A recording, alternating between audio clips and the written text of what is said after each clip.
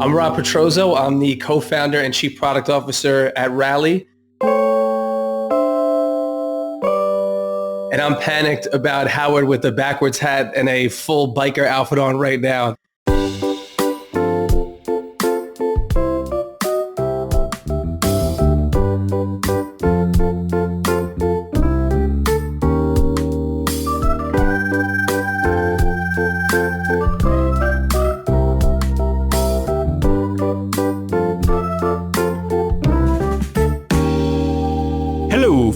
Hello, friend. Are you panicked? Always, to a degree. We never actually have talked about this, Knut. Have you ever panicked? You know, I panic. When was the last time you panicked? I panic on a daily basis, whether you're going to show up on time for our podcast recordings, stuff like that. Boy, your life is easy if that's what you're panicked about. I panicked every time I look at my own stool, just to check color and form. Oh, we're there again, huh? All right. By the way, I'm in a lot of trouble at home because of your editing prowess. Well, you know, I leave the juicy bits in. Yeah, well, guess what? You got to be more careful. All right, today, special guest, a good friend of mine who runs a company called Rally, okay? And Rob, who we're going to have on the show, thinks he's interviewing me for his new podcast, which is great. But it's the first Panic with Friends double podcast. So right. I'm on their show, he's on my show, so it won't be the same format, I think, that everybody's used to, because I'll be talking, unfortunately, a little bit more.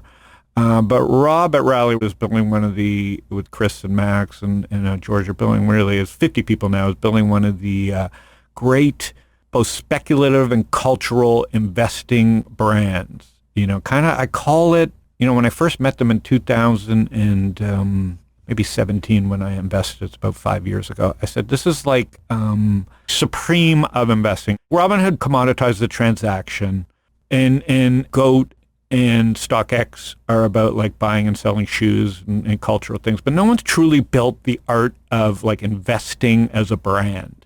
And in the way that Supreme, even though I'm not Supreme yet, in the way that Supreme or Kith or some of these cultural brands have built, you know, clothing and fashion empires, I think that investing needs that type of cultural trusted place where you can go and speculate and see cutting edge stuff and participate in small amounts.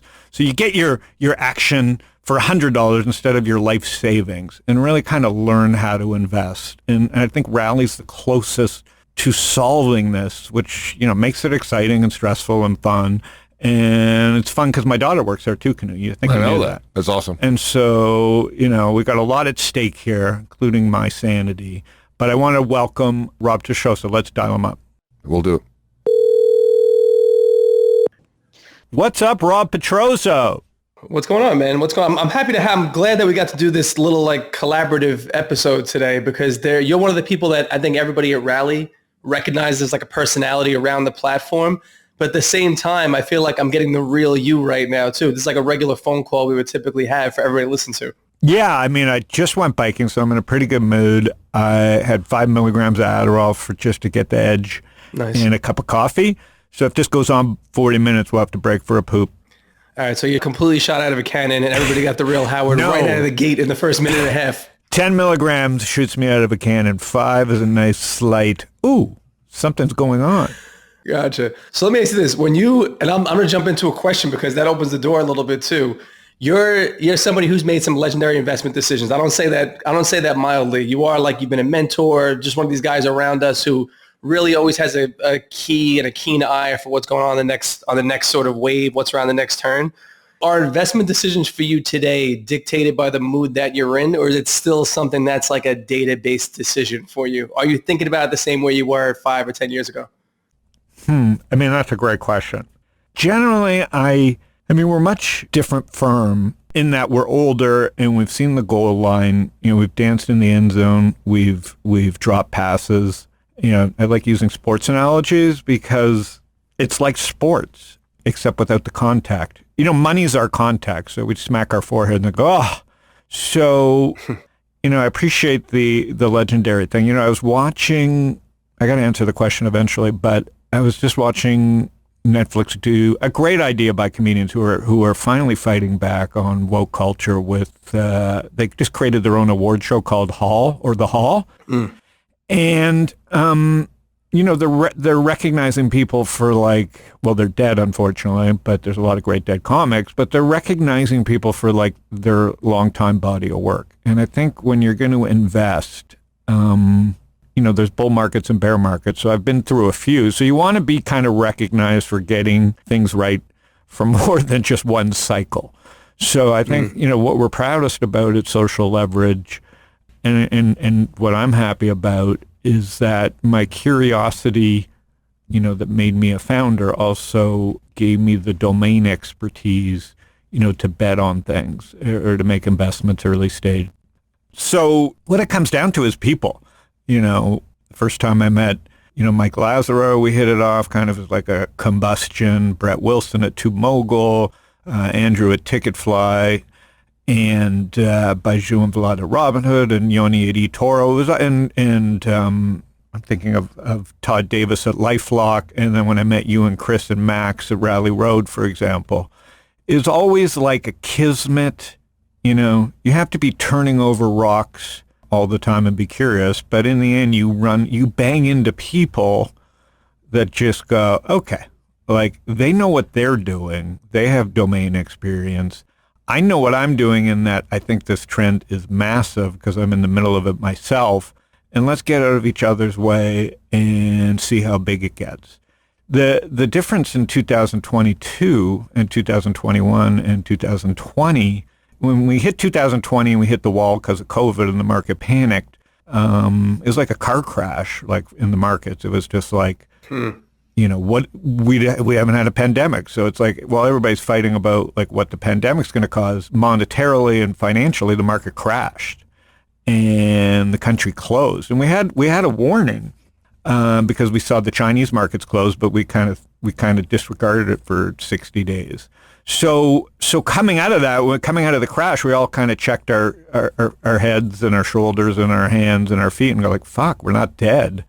And then the government printed a shit pile of money, and we were connected by Slack and Zoom and Twitter and whatever we were connected by. So like almost business as usual. And so the difference now over the last 20 years is just the valuations. There's more people doing it. There's more people that think they can do it. There's more mentorship than ever. So I think the prices got out of hand. So where we're different today, long answer, is that there's lots of great founders, but there's a lot more noise. And then it's a lot harder to do the price discovery because everybody thinks they can be a unicorn. So that was a long answer. Hopefully I answered part of the question. Nah, you didn't. I started off with like a very roundabout question, but I'll say this: during COVID and the beginning, you and I talked a lot about the state of the market and what we were doing at Rally and what the overall sort of temperature was like.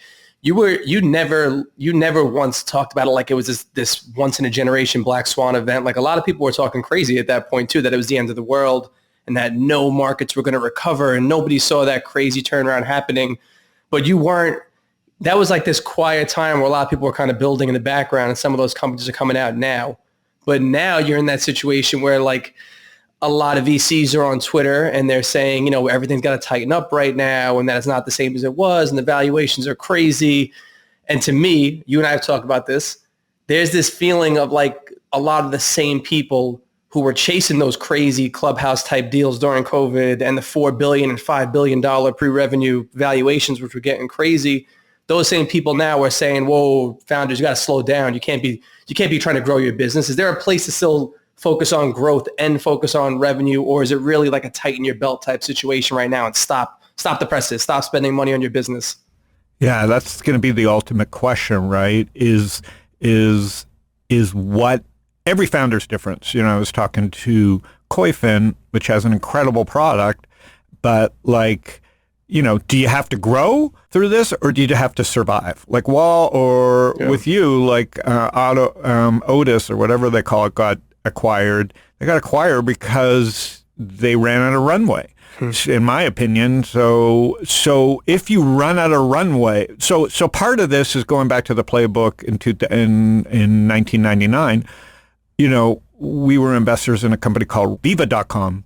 And they basically fired 160 people. Scott Ingram bought the domain name rent.com in 2001. And all the competitors in the like rental marketplace went out of business. So when eBay bought them for 400 million, it wasn't so much that they were first, it was that they survived the crash. And so survival matters more than growth at certain periods. And, you know, being a startup isn't glamorous. So now those that survive come out stronger. You know, at StockTips, we've been through a few bear markets, so we've seen this. I get excited for bear markets. As long as you go into the bear market in a better position than the last bear market, I mean, that's how business cycles work. You're not going to keep all your money at the top because you can't go to cash at the exact right time. So for companies, it's more about knowing what your industry, you know, who your competitors are in the industry, knowing a little bit about how they're thinking about things, but really understanding your own business and talking to your investors and saying, hey, listen, if this is going to last 12 to 18 months, let's make our cuts right now. History says, you know, Fred Wilson had a post, it's like, you know, 12 to 18 more months. So based on people who have been through this before, let's go with what the experts who have been through this before.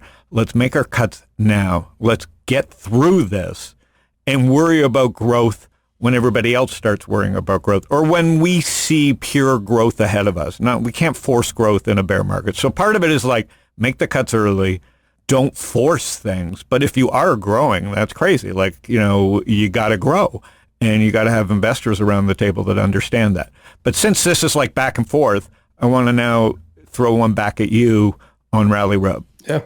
What year now are you guys into Rally Road? How many years is it? We're like 5.5 right now, give or take. So 5.5, it's 2022. The world has changed again. You know, I don't think when you started the company, the crypto was something, and, you know, you were going through the SEC, you were doing it a much different way. What's the biggest change in 2022 regarding culture and what your audience wants? What has switched the most? Because the company started out as cars, and now you just did an Andy Warhol. So tell me, like, what the culture and appetite for risk is out there, and what people see and want. Yeah, I mean, it's a complex question that I was going to ask you, so it's actually a good way to segue into this conversation.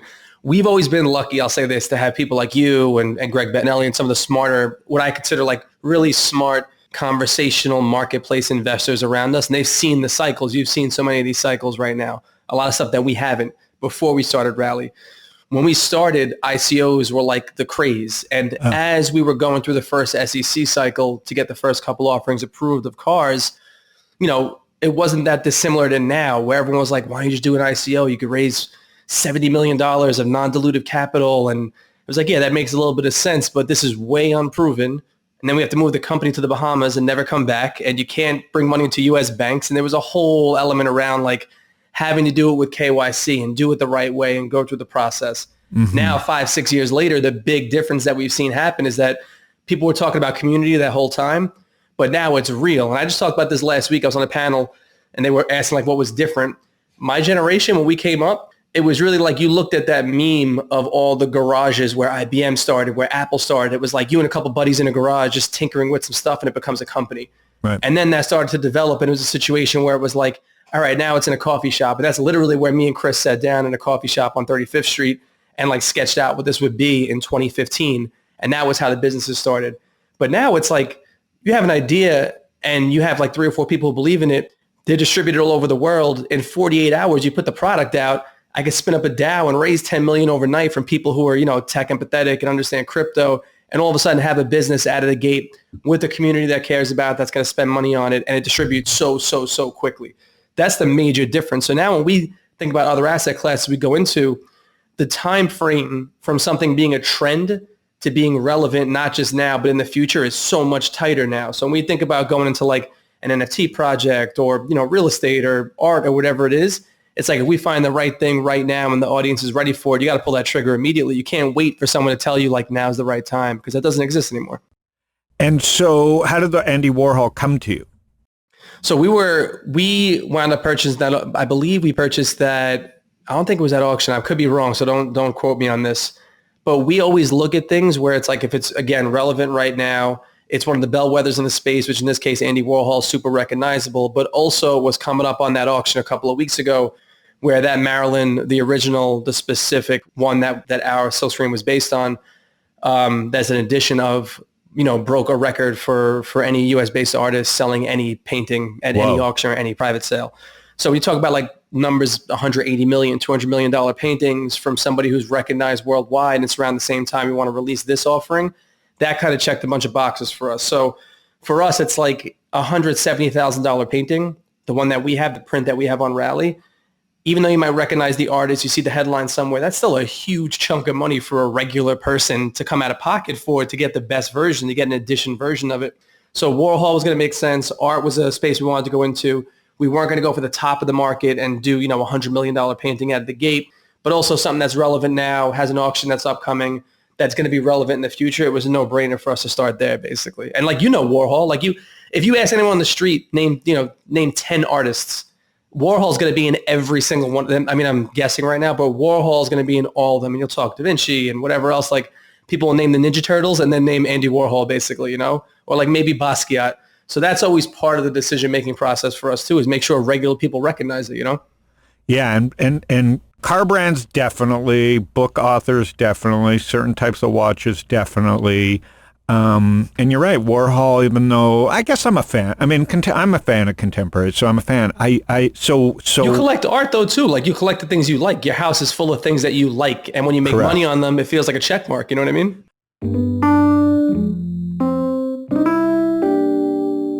So what's the future look like? I mean, you guys are in Soho at the tip of culture. I mean, obviously, I'm a huge fan of you, Chris and Max, and George. How many people are you today? We're getting close to 50 now. So you're getting close to 50. What does the world look like post this, crypto bear market? We don't know if it's a winter or it's a bear market.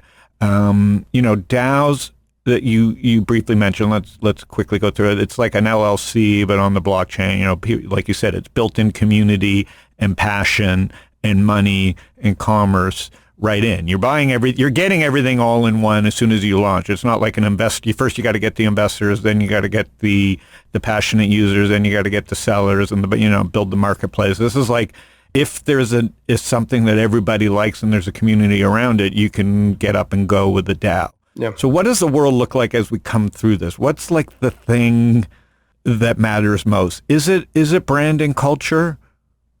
It's hard for me to say it's not. I mean, it's the same thing we're talking about now. Everything is, the timelines are so much tighter. So like, we've talked about 2008, 2009 at length, you and I, over the course of the last, 3-4 years, let's call it. Yeah. And it sucked and it felt like the end of the world.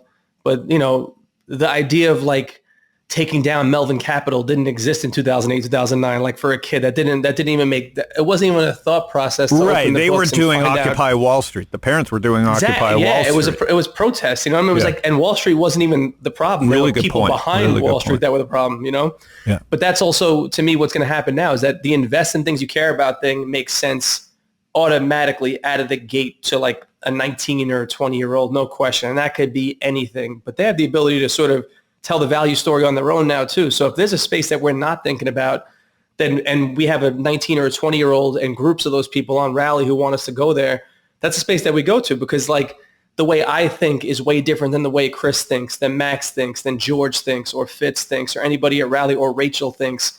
So we're always trying to sort of, I'm a dinosaur at this point. If there's something that I love, there's a chance other people don't, but there's a good chance there's a niche that people care about it. We go into all of those, because the future, to me, when you think about brand, as I get older, I realize this, and I don't know if you agree with it, at a certain point, the things that we want to spend our money on and we want to invest in, it's two things. It's either trying to buy the fountain of youth, or trying to like do good and feel good about the money that we're spending. So if you're doing those two things, it's a mix of nostalgia. It's about doing something that benefits a bigger part of the culture. It's about trying to make decisions for the future, not just for you, but for the people around you. All of that means if I'm walking down the street and I see something that I feel like it's worth making an investment in, you should be able to make an investment in that. And there's probably a group that cares about it. And that's like, easily connecting thousands or hundreds of thousands of people to make those investments. And it's not just the easy stuff like art and real estate. It's the stuff no one's thinking about. So that's the space that we want to be in, basically. Yeah, I like that. I really like that. It could, and it is true. This bear market, and it is a bear market, but I can't tell how bad it is because I'm so narrow, and so my group of people feels it more than, let's say, the energy people are partying. The commodity people are like thinking about growth. the people with capital are thinking about how to deploy it. It's the people that that got run over here is a pretty big swath of people, but it was a lot of new money, and it was a lot of money that no one will miss because they were only going to spend it on frivolous things. So this will affect all of us in the sense that, appetite for risk shrinks a little bit. What's different about this 2000 and 2009 is the banks, first of all, and the private equity people are flush. Everybody's raised money. Goldman back in 2008 had to be saved by Warren Buffett. This time they're licking their chops. Mm-hmm. Same with JP Morgan. They're just getting into crypto.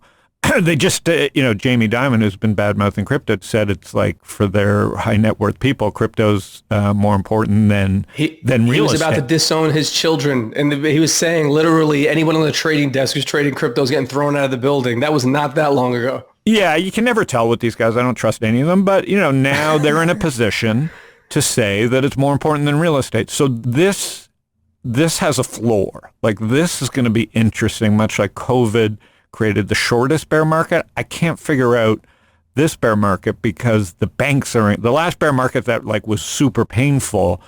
The banks were in trouble. This time it's just dumb investors paying dumb prices and employees, funployment or whatever you want to call it, like having 3 jobs and not going to work. That fluff is gone. Right. So now, it's going to be a completely different type of bear market. What I was going to say about, the painting the Warhol that just went on, maybe it goes deeper and it's like, well, let's go buy the studio where Andy Warhol painted that and let's go buy that. Or instead of the bat, that Babe Ruth had, why don't we just go buy his house where he was born? You're in our roadmap right now, and I can't say exactly what it is yet, but in the next few weeks, the going deeper on the things that we realize people really care about and doing the ancillary pieces around it, not just the art or the one piece, is exactly where we're going. Right. Like Gary Vee, I'm not going to buy Gary Vee's art, but if he cuts off his ear, and I'm not saying Gary Vee should cut off his ear, and I'm not saying Gary, but let's get this in front of Gary. But Gary, if you cut off your ear, I may take a piece of that. But I'm not going to buy your squirrel drawing. Dude, and everybody's entitled to that opinion. And I realized that in Minnesota... It was crazy, right? I could not have predicted that people would show up for that. So this is speaking to anyone listening. This is about VCon, which was obviously the big event that Gary Vaynerchuk and his team put on out in Minnesota based around the NFT that he did VFriend Series 1 last year. And then Series 2 came out. The ticket was an NFT. I've been to a lot of NFT conventions. I've been to a lot of these type of talks.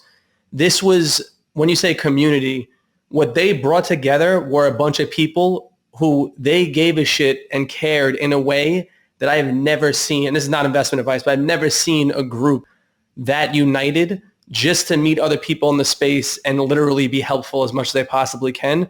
They all believe it. So for better or worse, when you bring these people together and NFTs or crypto, whatever it is the connecting tissue, it's not the same thing as a convention in Miami where it's all about money. These outcomes were way different. No one was even really talking about NFTs. It was really about what the future looks like, which it's hard for me to look at that and say, to your point where it's this time it'll be different. Everybody says that. Retail and these, what you would consider niche groups of retail, have a voice now that I've never seen before. Do you think they matter in this moment in time where it feels like it won't be like a 2008, 2009 because they buy the dips too? And like I said, Melvin Capital unwound, GameStop is still over 100. AMC isn't at 60 anymore, but it's still got a healthy multiple. Yep. Reddit won. Is that a one-time event, or do you think that we see that retail activism in the future is what props up a lot of stuff that it'll evolve. It'll evolve. Say got bought. I was an investor in Say got bought by Robinhood. Didn't really figure it out. Now I've gotten pitched 10 other kind of Say.com.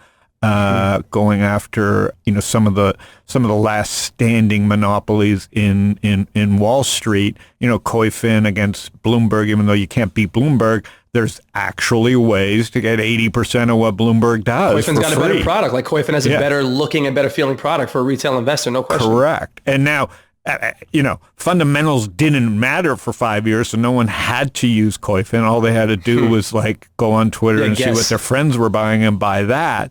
But man, this next This is why you can't predict, and you have to be patient with your investor, and you have to kind of really have domain experience, and hopefully the company is in a position to take advantage of this. But like sometimes you just have to survive, and people don't know they need your product until something changes. Until they need your product. Yeah. Sometimes, like, fundamentals just didn't matter. Comparing a stock to its comps in the other industry didn't matter. You know, eventually, all this data will have to happen for items on Rally Road and crypto. So we're at the beginning of the beginning. That's why I think this bear market is probably one of the best opportunities. What's different about this bear market? So I'll answer the question you haven't asked yet, but what's different about this bear market is, you know, Russia, right? As small as the economy was, they're pushing back, and it's dark. Like everybody's pulled out. China is dark. Like, yeah, you know, they'll be back, but how will institutions and retail treat Chinese internet companies knowing that China can pull the plug, right? Hong Kong was a place that was like my favorite place to go. Why would I go back? So the world is, the map, the risk map has changed. So unlike 2020 where everything was open, so you could just count China 5 years out as your market, that's gone. So like half the world is black to America. And by black, I mean lights out. Like, so when you put up a map of your growth, you're not going to convince me as a seed investor that China's on your roadmap or that Russia's on your roadmap. So half the world is dark to you. So this next boom will be completely different. And that's what people have to know. And that's where like valuations now probably get compressed the most, is like, okay, guys, you have your 20 or 30 million valuation, but that was in a world where everybody thought they'd be the next Uber. And we've seen from Uber that, you know, even winning the US is hard. And so, you know, come back to me with a sane number. And we're not there yet. That's where the reset seems to not be making sense. This market is completely changed. And it's like for you, like with Warhol and with going down the... So how is that? Have you guys thought about that inside Rally Road? Like, how is your audience dealing with the assets that they own? Yeah, I mean, it's hard for us. Like, I watch everything and I listen to every conversation, and I pay too much attention. It's from midnight to 4 a.m. It's see what people are saying on Twitter about the general space and the health of the market and Rally. But retail investment's always going to be driven by emotion, and that's part of the cause and the problem and the effect and the solution. It's all part of this bigger picture. Where as much as we as a company want to educate on the fact that emotion should live in one place and investment decisions should live in another, we also preach this idea that it is everything on Rally is about emotion. So who am I to tell somebody that they're wrong? So we have like, you know, a million different things happening at any given time. There's initial offerings, there's the secondary market, there's buyout offers, there's events and activations, there's merch. All of these have to live together. We always want like 3 out of 4 of those to be going well in a way where they're not even, when I say ups or downs, just engagement and people that care about it. Because that to me is like the secret sauce of what we do that you can't replicate. It's not like we had the lead like the way when you saw Robinhood early, where it was like they were off to a head start, you know, 1 million people on a wait list before they launched. Yeah. And then all of a sudden it's like the other brokerages are looking at them like, oh, that's that little guy, don't worry about it. And now 5 years later, they're all rushing, race to the bottom, get rid of commissions, that type of thing. For us, like we came out and it took 18, 19 months to get the first offering approved because it was brand new to the SEC. And then it was about establishing trust. To me, the only thing we ever want to do is establish trust. Correct. That's independent of price. Correct. It would be great if everything went up and to the right always. But having all these things going on and making sure that people know we're caring and thinking about what they want from the platform, other than like just pure returns, is what has been our secret sauce. It's hard to replicate that, you know? Yeah, it's like Chipotle's when, I'm going to go long-winded here, but it's like Chipotle's when they poisoned or food poisoned their people. It took 2 years. I mean, it's still the fucking same burrito. But if you look at the stock price, it took 2 years for people to forgive Chipotle's, right? Like, and so the same thing with here's the biggest thing about Robinhood and Rally. You were built both mobile first. Robinhood, and both of you guys are guilty or genius of this. Robinhood. We stole that from Robinhood because it worked. Like it worked, so we stole it from Robinhood. But you have a much more complicated product. What Robinhood got right and what everybody, the clones, got wrong, and they're all going to just go by the wayside, including possibly FTX with their new launch, is Robinhood nailed mobile for the last generation, not the next generation, the last generation. So let me just play this out for people who want to look forward, because this is how I'm thinking about the world. Robinhood got lucky because there was an accepted order flow and UI for brokerage. Green, red, black for market close, markets open, markets close. The world's changed since Robinhood started. Now there's 24/7 and there's crypto, which even Robinhood didn't get right, and wallets. But the looking up a chart, the price, a watch list, Robinhood got lucky because they were first mover in a world that was looking to invest the E-Trade way. The next generation, Robinhood and Rally, hopefully you guys figure this out, and hopefully Robinhood does too, is going to look completely different. It will be powered by the same data, perhaps, but that's why we invested in Alpaca. But we don't know if the next Robinhood will look more like a voice thing, or will look more like Reddit, or will look more like TikTok and video first, or lean back, or look like, you know what I mean? We don't know because the watch list is the watch list, but once people have wallets everywhere, the way they do their transaction may look completely different than going to a brokerage like Robinhood and opening it up. And so I would say what both of you guys have to solve is, and what Koifin solved first and just finally launched mobile, is desktop. Like Robinhood could have acquired their way into desktop, but they're still a mobile product. Where do you guys think about desktop? Because Rally has a lot of stuff now. You got 3 or 4 things going on. You have merch, you've got secondary trading, you've got the offerings. How do you guys think about desktop? Yeah, I mean, it's a big shift, I think, not necessarily in the way that we build product, because we want to design across all platforms. But, Andy and Al, like in our product team right now, is always thinking about the way to address markets that are kind of hidden. It's not necessarily about total addressable market. There's markets that we kind of created. The desktop trader, now that we have a more active secondary market and there's all this stuff going on, you need to use that extra real estate. I think that's like, it's noon, I'm at work, I'm taking a little break to check my portfolio. That's a desktop experience to me. And I'm a little bit older now. I've always looked at desktop as like the in-between time. Whereas like on my phone, it's like I'm laying in bed going through my stuff. But the way we also think about it, you brought it up earlier, there's a data product that lives inside Rally, and we're going to release way more of that soon. And like a 22-year-old does want like the equivalent of level 2 and like some advanced charting. All that has to happen on desktop. And it also gives you a little more real estate, literally, to tell better stories, which now that we have like a content team we're building out, we want it to look and feel like a TV screen more than to look and feel like, a binary trading option like it does on mobile sometimes. And that's, to your point, what Robinhood nailed super early. They made it way easier to invest, and they made the process and the UX way slicker. What we want to do is make it more meaningful. And to do that, you need real estate that allows you to do it with data and content. So that's what we're going to be at some point soon, without giving too many details away.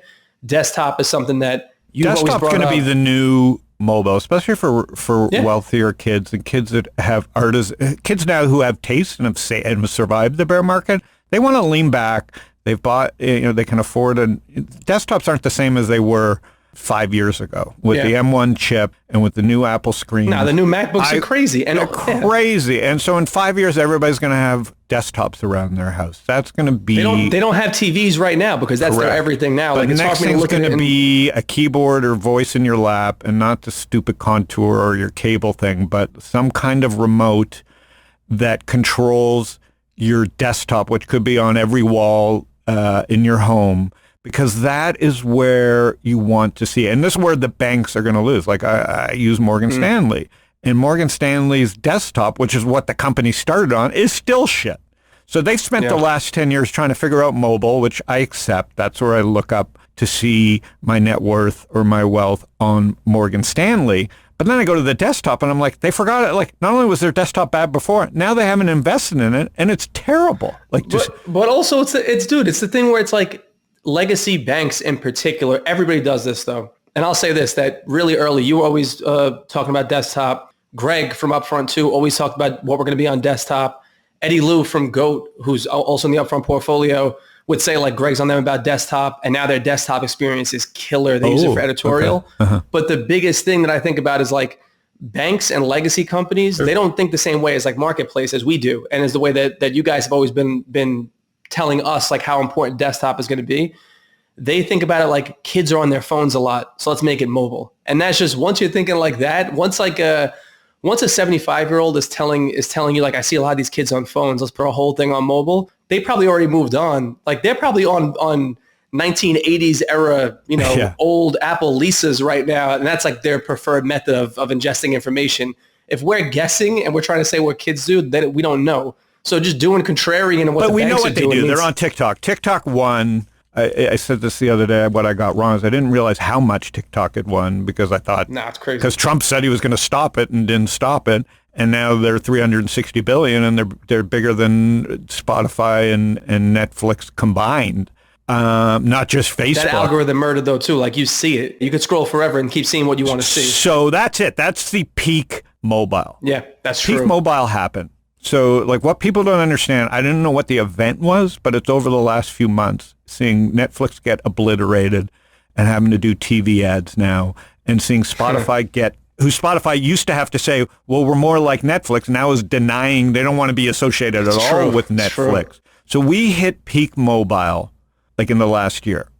And surprising, this is why Apple's probably held up the best. I don't think anybody wants to talk about this, but we are about to switch back to an enjoyment. There's so much great content, and TikTok, unless government steps in and destroys it, TikTok won. So in a world where TikTok won and Facebook's fighting them and everybody's fighting TikTok, unless something new comes along in mobile, like a completely new type of product, the only way to compete against TikTok is on the desktop. Your wedge in is, how do I trust, what does this brand give me for all this stuff? So everybody was zigging, and now Apple with the desktop in the art piece is ahead of the curve. So I'm really starting to, I didn't know what the trigger was until I just read this post of how big TikTok is. And if you look at the market caps of the destruction, it's not just Snapchat. I mean, Snapchat's still in denial. You think TikTok absorbed all of that market share? Well, they absorbed attention. And what I got wrong about... They won the attention fight, you're right. What I got wrong about TikTok is I'm just not a user. So because I'm not a user, I go, well, they'll never get me. And so I didn't understand the destruction possible to other market caps. When you take attention away from Netflix was talking about gaming. They were talking about TikTok, but they didn't move fast enough. The reason I trust Netflix is he's survived this before. The reason I trust Spotify, I want to own those brands now, even though they look dead, is that Eck has survived before. This is when you want to bet on guys who have survived before, if you're going to bet on anything. And so I think it's really important for both Robinhood and for Rally and all the, and I've been bugging Rob at Koifin to go mobile forever. At least he finally checked that box. Yeah. But you can't forget desktop. So I think that's one of the biggest changes. The other big change, and I talked to Yoshi at Alpaca around FinTech, is that he calls it The Empire Strikes Back. And he's a really smart kid. He's really thoughtful. And what he and I have been talking about is, if the banks are stronger than, if this doesn't spill over into a cascade effect of panic and people walking away from their homes and leverage, I think it's confined to like the Carvanas and stupidity around cars and fringe stuff. If this doesn't blow up, the Empire Strike Back is Goldman, JP Morgan, like with JP Morgan, even though their products suck, they're into crypto now. They're backing into crypto. Goldman Sachs is licking their chops about high volatility trading, and they could go buy 100 companies, failed fintechs. Nah, dude, that's the difference between like the 100-year plan and a startup trying to get bought in 5 years. Like, it's not the same thing. They don't think about it the same way. They don't think about it the same way. So the fucking banks are in a perfect position to pounce and they just watched for 10 years, and all the fintechs and VCs just handed them broken companies that they can just roll in again. So it's really important that the Rallies and the FTXs and the Robinhoods, the people that get through this with balance sheets and with good domain experience, really position themselves for what the banks are about to do. They're about to just weaponize themselves with the carcasses of broken fintechs. So keep your eye open for that. I'm trying, man. That's a crazy one. So It's well taken. And it's also something like to go back to what you said when we talked about a lot during this whole episode is like, there's people, they can watch and wait those big banks. They don't need to make snap decisions based on purely emotion. Like they've been through this 3, 4, 5 times at this point. They're not going to mess it up. Yep. But also like, as you sort of get to the end of this conversation, we talked through all these different things in the private and public markets. What do you think? We talked DAOs a little bit, but you have DAOs, SPACs, public investments, private investments, crowdfunding, all these things. What's the most interesting vehicle to invest right now outside of the standard methods? Do you have anything you're looking at where you're like, this is the one that's going to stick? No, what's tough for me is I have one trick, right? I know how the thing that I'm passionate about works. So by the time this goes out, and maybe it'll be breaking news because you'll release it ahead of me, the Dueling podcast, is that, what you guys got ahead on, or at least a little bit ahead on, a lot of people have, is regarding this DAO, which is a decentralized autonomous organization, which is like kind of an LLC on the blockchain where everybody who's interested can be an investor and customer up front. So I think small. I've always said, too small to fail. Focus on that.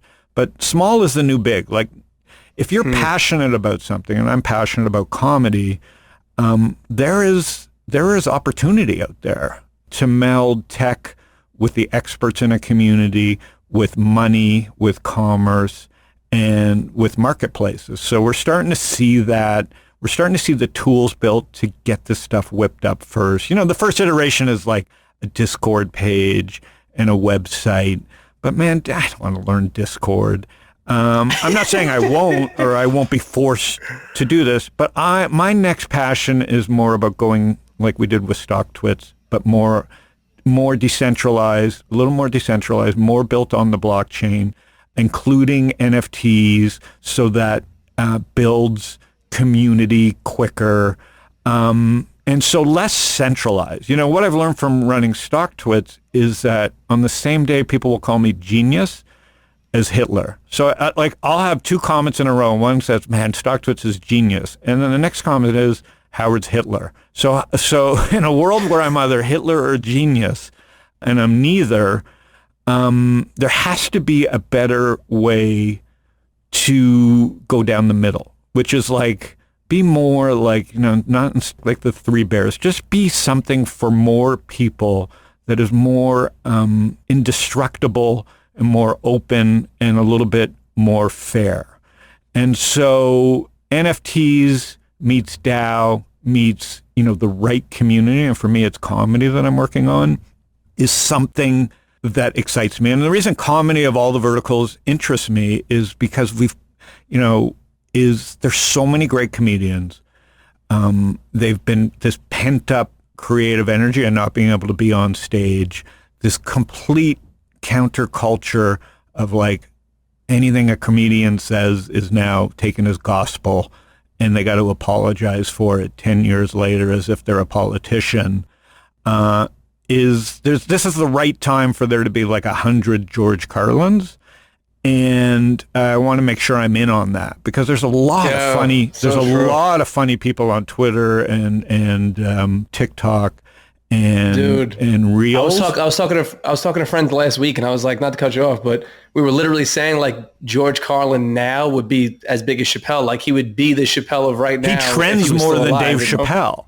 So it's crazy. And he was just early. He was early to the party. And so was Richard Pryor. And this is what I was saying, like with the Comedy Hall, you had a Netflix show that no one's going to watch that had all the best people, 4 dead who were honored. And it was Dave Chappelle, Jon Stewart, Pete Davidson, and what's her name? I forget. Recognizing Joan Rivers, who was a legend, who was the greatest. Yeah. They didn't have Johnny Carson in there, but they had Joan Rivers, Richard Pryor, George Carlin, and Robin Williams. Okay? There are thousands of that many talented voices that were spawned over the last 2 years with endless content. And it's not Joe Rogan, even though he's popular, and it's not the people that you know today. And they've been tortured by the Me Too, by stupidity of their own part. No, don't get me wrong, but they're fucking comedians. They're the people. That's what makes America, America. That's what makes Germany, Germany. There's no stand-up comedians in Germany, and there's no stand-up comedians in China. Like our greatest thing is a sense of humor. So I think the pushback here, the explosion in creativity that you're seeing in TikTok, and the fact that everybody's learned to tell a story in 20 seconds on their phone sets the stage for an explosion in humor. And I want to be in on that market. I'll leave actual announcements to you. I won't get too far ahead of it, but I think you painted a picture. Does that make sense to you? Yeah, you killed this. Listen, there's never been, first off, the title of our podcast that we're dealing with is the best money I ever spent. Right now, the most money out of everyone I know, where it goes, is always entertainment, but comedy more than anything else. Like, you can't walk into Comedy Cellar anymore in the West Village in New York. You just can't. Correct. There's a Saturday, you can't go near it. And then Tuesdays now, because like Chris Rock might show up, you can't go near those either. You know what I mean? So it's become and they're already ahead of this. Leave your fucking phone at the door. And by the way, Jon Stewart just bombed. His Apple show is a fucking disgrace. And I don't care to say it. Comedy turned into religion. I'm a huge Jon Stewart fan. He fucking muffed. And Dave Chappelle's getting a little old. So the stage is set. They're honoring the past comedians. This goes, we haven't had, I would love to say it's music, but sorry, there's just no good music. If Elish is like our new messiah, I miss classic rock. So music doesn't interest me. And the musicians have been dead. We haven't heard from any of them on any of these issues, on anything important. At least comedians during this whole thing with Trump and with Biden and with they're getting their heads taken off, but at least they're commenting on it. And the fact that George Carlin stuff from 30 years ago is so relevant will give comedians the confidence to attack the establishment. And we got to preserve these comedians, and we've got to fucking get their voices out there. But anyways, I think we lost the track. That's culture. That's America. I'll let you ask if you have any more questions for me. I got the last four, but it's a good segue. Okay. So really, let's say you got Carlin over here. I assume, who's your favorite comedian? Who's like the actual, if you had to pick one and you had to listen to them on repeat for the next 10 years, who would it be? I guess it would be Carlin, but I didn't like the special kind that just gave me too much information. I don't have a favorite right now. I want to like somebody, but I don't. I think COVID meets China, meets the crypto crash, meets TikTok, meets comedy clubs opening. I just don't see fresh voices. And what's exciting is I want to laugh. I don't want to just laugh. I want to laugh hysterically. Like I was That's a good thing, though, too. That's a good thing, too. And the closest that came to it is the Indian kid from Parks and Rec. He's very funny. Aziz is super funny. If I was going to work with anybody, it'd be him. His show was hilarious when he goes to Italy. And then obviously, even though he's getting old, his special was just phenomenal, was Ricky Gervais. And it drifted. So the first 20 minutes were fucking insane. Knut, you've got to watch it. It was so on point. It was so like torch the earth. It was so protect Dave Chappelle. It was so like, fuck you, the audience, you stupid dummies. Like just calling people dummies and then explaining to them why they're dummies and them loving it is important. It drifted and then the end was very good. So I say Ricky Gervais, top of the game. Dave Chappelle, even though he's old, top of the game. Jon Stewart, washed up. We need another Johnny Carson. Dave Letterman, also old. Stop the show. It's terrible. You're 74. Netflix needs to create that same show with somebody with talent. Like Dave's funny, but that gig is old. No kids understand his humor. It's a good format, though. You know what I mean? Like it's a great format with the wrong host. And he doesn't know the guests. Like, this is stupid. Like, so this, honestly, that's good though. This is a good way to ask the real question. Then there's a lot of investors around who've been in it for a minute. I'm not talking about Warren Buffett, even in private markets. You had to pick one for the next 100 years of good decisions that start now. You can't say Fred Wilson. Who would it be? Who's the greatest investor right now in your mind? Yeah, I wish I knew. I was super early in Techstars, and I thought that whole idea of DeVry for startups was a huge thing. So I still think the Techstars YC model works the best. But now we're going an AngelList. So we're going into a bear market. So I don't know what comes out of this best. There'll be some incredible new voices. I was an early investor, and we've had them on the show a bunch of times, the Multicoin guys, Tushar and Kyle. They obviously understand crypto. There's Chris Dixon. But the people that understand crypto and survive this probably have the best chance. And then it's people that understand markets. People that understand crossover are in a bear market and they've made huge mistakes from Altimeter on down. I've listened to them, mea culpa, and I've had money with the crossover people, but I still believe in this idea of a crossover investor.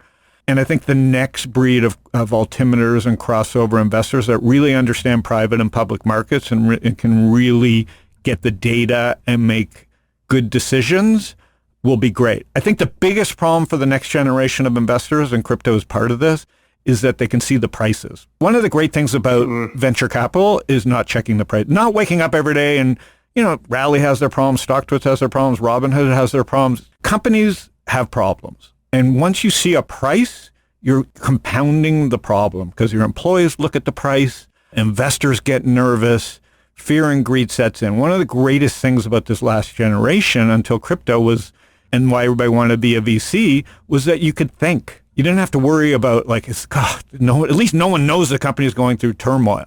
Yeah. And the fact that crypto prices trade, I worry. And I think we're already seeing the negative effects of that. The bad behavior, the cheating, the need for regulation. But once we get regulation and a set of rules, and hopefully we get that, that'll set the stage for the next generation of great investors. But right now I'm in the show me state. I don't know who I really think is going to win. And right now Warren Buffett's still winning, and I can't stand that. That was an okay answer. I thought you were going to say Roger Ehrenberg, so that's what I was waiting to hear. But well, he retired. So even though I talk to him all the time, he retired. All right, fair point. So he's retired twice on top. So yeah, it's people like that, and things that make Roger great is that he was just never too big. So I think, and this goes to comedy and stocks and niches and DAOs, is you don't have to be a unicorn. And this is what I try and tell. Everybody's trying to raise money to be a unicorn. And I'm like, why don't you bootstrap it in a world of DAOs and raise a little bit of money and go slow and build $100 million business. And then everybody makes money. So until we get that mindset going, I'm pretty bearish.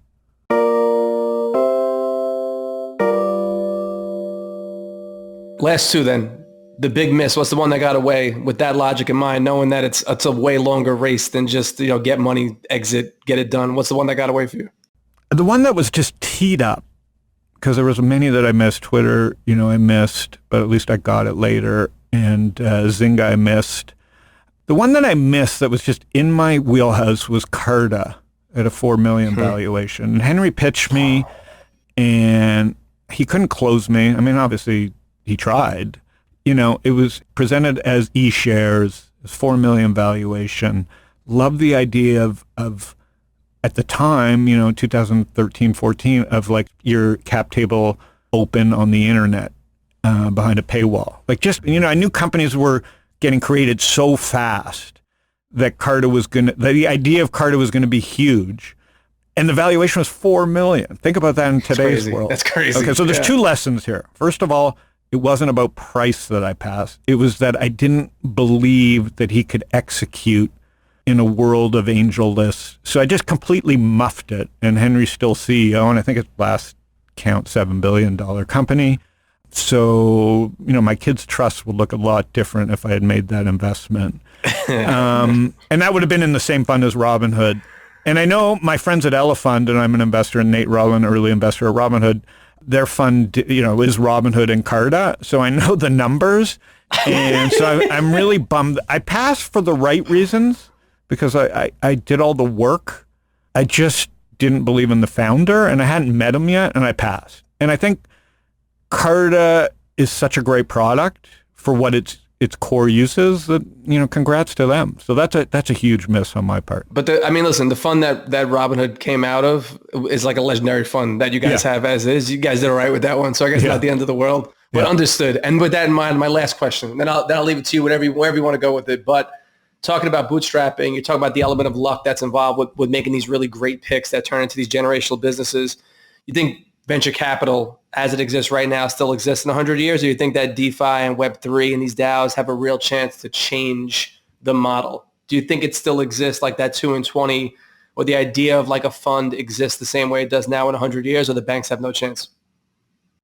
Yeah, it'll exist. I mean, the question is who's the investor, right? The question is what defines an LP and what defines reporting. Right now, for tax reasons and for certain reasons and for regulation reasons. You got to be accredited or have a certain, super accredited now for fund to fund. So I think the fund will exist because it's the same reason why like 50% of Wells Fargo's customers still get a paper statement. So if I were to go out 50 years, I'd say venture capital, 100 years, I don't know, but 50 years, based on the fact that Wells Fargo customers still want a paper statement, I would say venture capital exists. The question is, who will be the LPs? Will they have to be worth a certain amount of money? And will there be sidecars that are on the blockchain that track the liquidity of the fund? So yes, they will still be here. I just don't know if they'll be as popular. Just like SPACs have been around for 50 years, and as a feature, it's still a great thing. But in a world where DAOs and DeFi exist, maybe SPACs will still be a feature, but just for a select few people. Makes sense. That's why I didn't bring up SPACs. So that would have been a whole other podcast. But that's all I got, man. That was my only method of having a dueling podcast that didn't go for 3 hours, was to not bring up SPACs in any detail. Well, we covered a lot of ground. What I think we both agree with, that there's plenty of opportunity if you cater to what investors want. And not everybody has to be a unicorn. Not everybody needs venture funding. And I think we got to remember that. And there's a million ways to skin a cat. So I appreciate the time. It's fun catching up on the markets and culture. How's Soho? Last question. How's Soho? It's good, man. It's also like, it's been busy, but now it's busy in a way where it feels like, Europe kind of reopened in a way that the summers are typically dominated in Soho by European tourists. Uh-huh. And now we're starting to see more of that. There's way more restaurants that I'm sitting in where, it's mostly people speaking Italian or French and less of the same neighborhood faces. So it feels like it's way busier with new faces the last like month and a half, 2 months. I think that's going to be the theme for the whole summer. Yeah, that's good. So people won't just get sick of looking at the same people every minute. Yeah, man. Ask Rachel. We go out and grab coffee. It's like, let's go to somewhere brand new. They haven't been in a minute. I don't want to see these same people. They don't want to see me anymore. You know what I mean? Yeah, I'm so excited for New York, but at the same time, it feels like there's still some layover problems with crime and stuff. Like, do you feel safe, or is it like different? Yeah, I've had like 1 or 2 odd run-ins like over the last 3-4 months where like for a minute it was kind of like, do I got to fight on the street right now? But that's always, I've been here for, 38 years. That's not going to change. Like, it's never not been that. Like I lived in Brooklyn and in Manhattan for my entire life. I lived in Philadelphia for a little while, but other than that, like New York's always been like, that's part of the charm of New York, is that anything can happen. Sometimes you got to like keep your head on a swivel a little bit though, no matter what. And then last thing, work from home versus the office. I remember working from home. I said, Rachel, she was like, only 6 people are showing up at rally. I said, be the 7th. So I'm still the old school dad that kicked her out of our house and said, get back to New York and go into the office, even if you're just the 7th person. Is there more than 7 people now? Yeah, now. But I think part of that is that like, I'm not easy to work for. And Rachel will tell you that, obviously. And also, like, I think a lot of people on my team wind up in the office, on the product team, on the marketing team, because a lot of it is brainstorming and creative work. It's a little bit, to me, like I want everyone to be happy and be productive. And wherever you work from, a majority of our team is remote or semi-remote. Not very few are full-time in the office. I go in a lot because it's a few blocks away from my apartment, but I get more work done there. Anybody in our team that's in the office, when you have creative conversations, part of me still feels like maybe it's old school, but being in the room to throw ideas around with each other and do it less asynchronously, do it 1-on-1 or 1-on-4 or 4-on-4, it feels way easier to get stuff done for me. So like, it's not a requirement, but it's nice to have 2 or 3 days with somebody who you're working on creative stuff with in the office, Yeah, I tell any young person, find out where your boss lives, show up every day. COVID's it's over. An old school thing, but it does go a long way, man. It's the only way to learn. It's the only way to be mentored. Kids are complaining that they're not getting mentoring. Guess what? Show up. Get mentored. Force mentorship. 90% of it showing up. It's true. Especially if your company's in New York or Los Angeles or Miami. Show the fuck up. All right. Dude, that's it. That was fantastic. Thanks for coming on, and I'm happy that I got to come on. What the name of your show? Nah, thank you. Thank you for coming on. The Best Money I Ever Spent, presented by Rally, where we panic with friends sometimes. You know what I mean? Beautiful. All right. Talk to you soon, buddy. Talk soon, man. Canute, what do you think? Well, you know Rob really well. Rob's always great. Love it. And, it's exciting to hear about his new podcast. Yeah, I mean, listen, I know what I know, and this is what's great about podcasts. Like, I listen to Rob because he just understands culture, and he understands, building a brand. Lots of people do, but I'm seeing it happen in real time, and I'm learning stuff that which I'm applying to my new comedy kind of ideas. I'm not rushing. Rome isn't built in a day, right. Is what you learn. And I think this last generation was like, get me something on GoDaddy for $6. I don't care what color my logo is. I don't care what my site looks like. It's about the product and product market fit.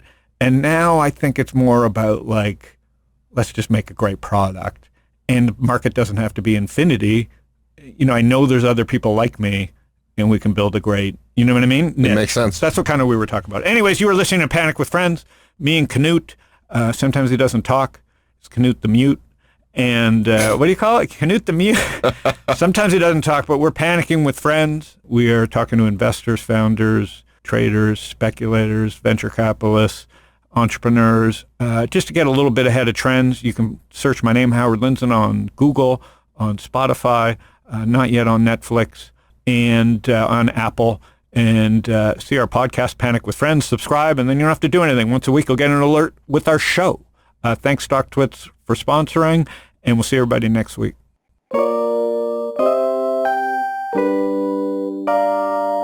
Howard Lindzen is the founder and general partner at Social Leverage. All opinions expressed by Howard and podcast guests are solely their own opinions and do not reflect the opinion of Social Leverage or StockTwits.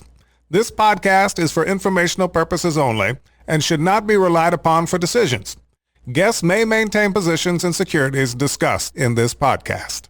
Last 3-4 months where like for a minute it was kind of like, do I got to fight on the street right now? But that's always, I've been here for, 38 years. That's not going to change. Like it's never not been that. Like I lived in Brooklyn and in Manhattan for my entire life.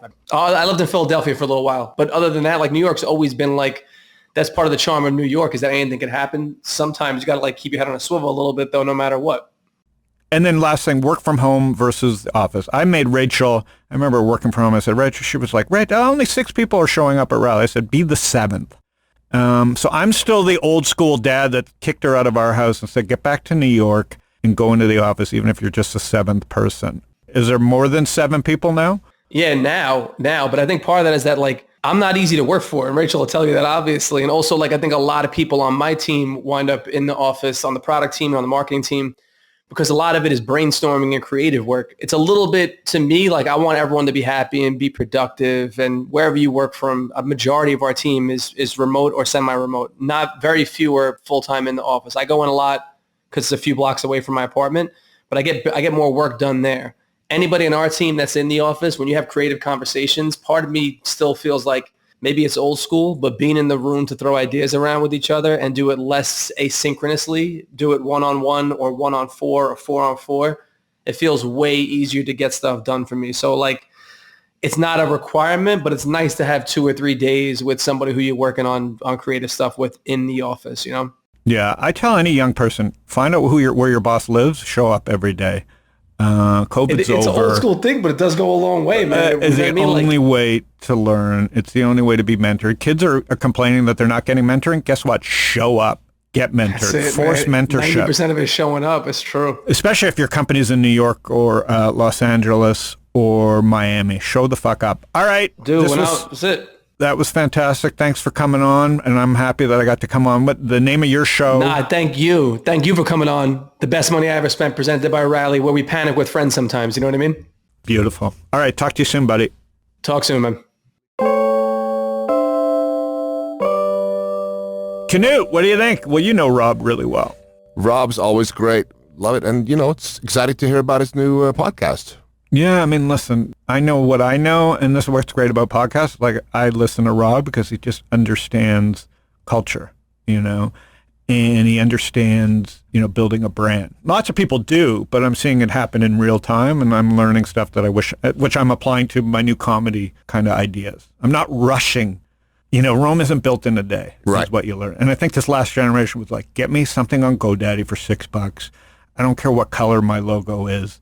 I don't care what my site looks like. It's about the product and product market fit. And now I think it's more about like, let's just make a great product. And the market doesn't have to be infinity. You know, I know there's other people like me and we can build a great, you know what I mean? It makes sense. That's what kind of we were talking about. Anyways, you were listening to Panic with Friends, me and Canute. Sometimes he doesn't talk. It's Canute the Mute. And what do you call it? Canute the Mute. Sometimes he doesn't talk, but we're panicking with friends. We are talking to investors, founders, traders, speculators, venture capitalists, entrepreneurs, just to get a little bit ahead of trends. You can search my name, Howard Lindzen, on Google, on Spotify, not yet on Netflix, and on Apple, and see our podcast, Panic with Friends. Subscribe, and then you don't have to do anything. Once a week, you'll get an alert with our show. Thanks, StockTwits, for sponsoring, and we'll see everybody next week.